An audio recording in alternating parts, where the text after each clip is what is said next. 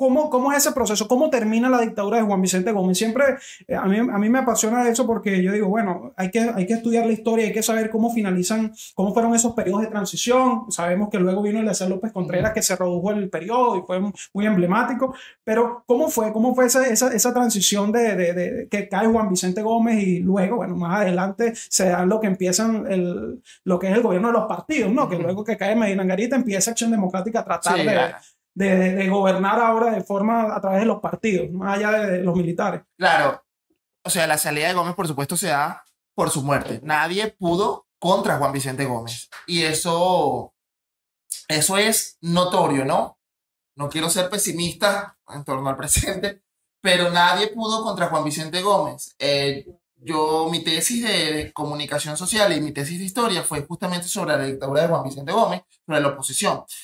Eh, y llama la atención que la oposición a Gómez no solamente estaba en Venezuela, sino fuera de Venezuela. Pero es que no pudieron ni los caudillos, ni la generación de estudiantes que se le levanta en el 28, porque sí, fractura el régimen de alguna manera, pero no logra acabar con él. Al menos no de manera práctica. Gómez siguió gobernando hasta que murió. Y ni siquiera las invasiones armadas. Mira, los venezolanos en 1922 estaban tocándole la puerta al presidente de los Estados Unidos para que interviniera en Venezuela, como había intervenido en el Caribe. Y el petróleo, el Gómez fue muy hábil y dijo, bueno, empezó a utilizar el petróleo o la diplomacia del petróleo como para jugar con eso. Los venezolanos padecieron a Gómez fuera de Venezuela. Es decir, a lo que quiero llegar es que nadie pudo contra Juan Vicente Gómez. Pero ¿qué sí pudo hacer la sociedad? Organizarse y prepararse para cuando Gómez no estuviera. Los mismos gringos sabían, este tipo le queda poco, vamos a ver qué va a pasar a partir de la muerte de este señor. Bueno, ¿qué pasa? Muere Juan Vicente Gómez, queda en el poder Eliezer López Contreras, su ministro de Guerra y Marina, o actual ministro de Defensa. Y la gente, y aquí a lo mejor Edgardo Mondolfi no va a estar de acuerdo conmigo, pero porque lopecista, hay muchos lopecistas por ahí, ¿no? Dicen, no, es que López estuvo comprometido con la democracia. No. López hace todo eso porque la gente le sale a protestar el 14 de febrero de 1936. López no es porque le nace transformar al país. A lo mejor sí tenía sus ideales, pero lo que lo mueve a él es la movilización que se hace en Caracas el 14 de febrero de 1936 y que Manuel Caballero, el historiador Manuel Caballero, dijo, si en Venezuela tuviéramos que celebrar el Día de la Democracia, sería el 14 de febrero. ¿Por qué? Porque ese día los venezolanos salieron a las calles y obligaron al gobierno de López a promulgar este programa de febrero, plan de febrero, que va a empezar con una modernización social, política, paulatina, ¿no?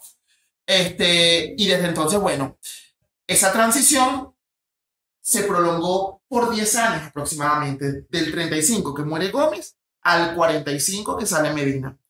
Es una transición que es lenta, mucho más lenta para quienes la están viviendo, por supuesto, tal vez no tan lenta para nosotros que tenemos 25 años.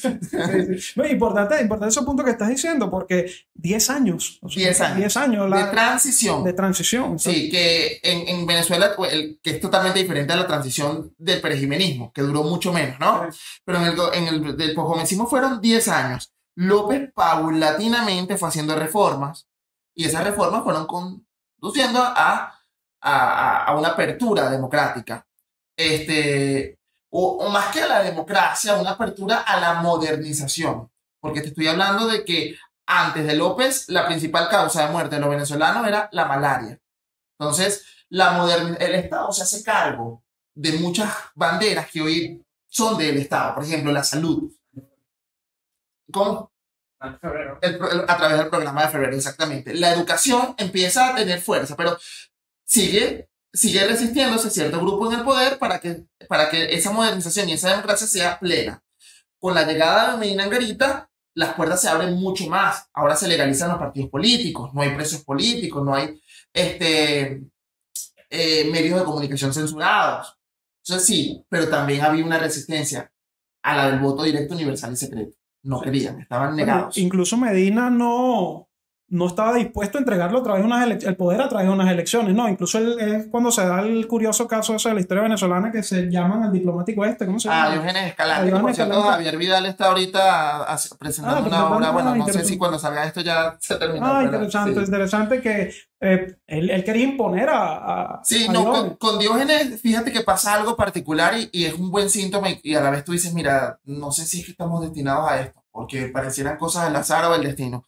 Por primera vez en la historia de Venezuela hay un candidato en el que la oposición y el gobierno se ponen de acuerdo y mira, este va a ser el presidente. Y listo, el país se calma, el país parece caminar hacia una estabilidad, a pesar de que hay ruidos dentro de los cuarteles, porque hay una nueva camada de oficiales, entre los que se encuentra Marcos Pérez Jiménez, que están en desacuerdo con el gobierno, porque les fastidia y les molesta con toda razón que sus altos mandos no hayan tenido formación militar profesional, porque era esta gente que venía de la revolución restauradora, del Táchira, y que agarró un machete, una cosa y listo. No tenían una formación militar profesional. Esa molestia de los militares, bueno, empieza a generar ruido. Mira, hay rumores de un golpe de Estado. Frente a eso se busca un candidato de consenso, que es un diplomático, embajador de Venezuela en los Estados Unidos, que es Diógenes Escalante. Sin embargo, por cosas del destino, el tipo se termina volviendo loco. Ese hecho, se ha escrito muy poco sobre ese hecho, al menos de forma veraz. Yo creo que el único texto historiográfico propiamente sobre eso es la biografía que escribió la periodista Maya Primera, la biografía de Diógenes Escalante, publicada por El Nacional. Porque el resto es ficción. El pasajero de Truman, de Francisco Zuniaga, y la obra de Javier Vidal, Diógenes y las camisas voladoras, y los cuentos de Oscar Llanes, que tampoco era un historiador, sino un cronista. Entonces, ese hecho, tú dices, mira, y además Diógenes se había comprometido con el voto directo, universal y secreto, y era un presidente civil en medio de esta parranda de presidentes militares, ¿no? Pero bueno, el azar jugó en contra, y casi un mes y medio después le dan un golpe de Estado a Medina, porque el candidato que establece Medina, que es Ángel Biagini, la oposición dice no, porque él va a ser un títere del medinismo. Y los militares aprovechan, dan el golpe y ponen a los civiles, bueno, Betancourt, Leoni participan en el golpe, pero no dan golpe. Los civiles no dan golpe, quienes dan golpe son los militares. O sea, quienes dan el golpe, los militares dan el golpe y los civiles forman el gobierno. Y se da el trienio. Empieza lo que se conoce peyorativamente como el trienio adeco, y que para los adecos comienza la Revolución de Octubre.